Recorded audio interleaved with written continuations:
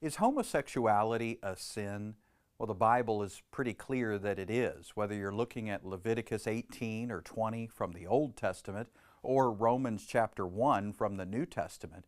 It's pretty evident that God's original design was for a man and a woman to be together in an intimate sexual relationship in the context of marriage.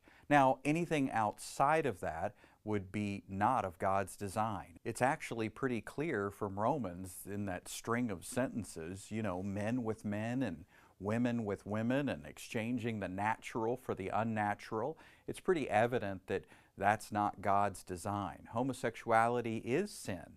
Now, does that mean we should point our bony fingers at every person out there who's sinning sexually?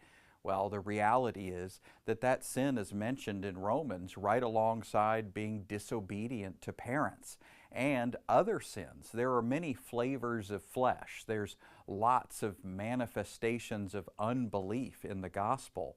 So it's not our job to point our fingers at the world and judge everybody. We would stand looking at a dead world in Adam, holding a clipboard and listing everyone's sins.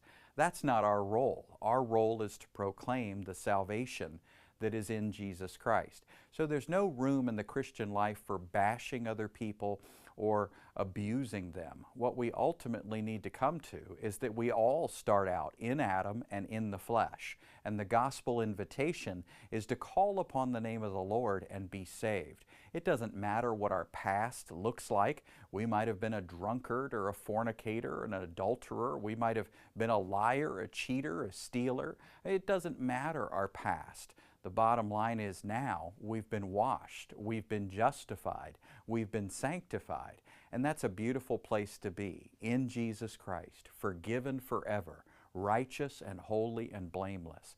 And God wants none to perish. That's the invitation to anyone and everyone. Whosoever calls on the name of the Lord will be saved. So that can be the message that's on our lips. Jesus didn't come to judge the world, but to save it.